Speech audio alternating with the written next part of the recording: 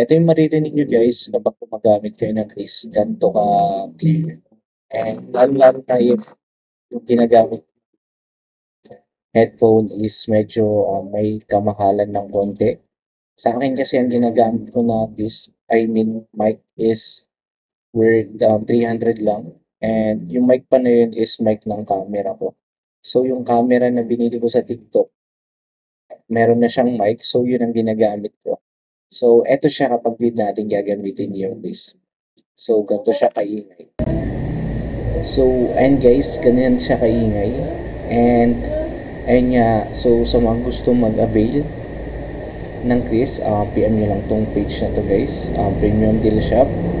And ganito kaingay guys yung marinig nyo kapag hindi tayo nag quiz. So sa mga gusto mag-avail ng quiz, PM nyo lang yung tong page ko. Ilalagay ko dyan sa link ng description.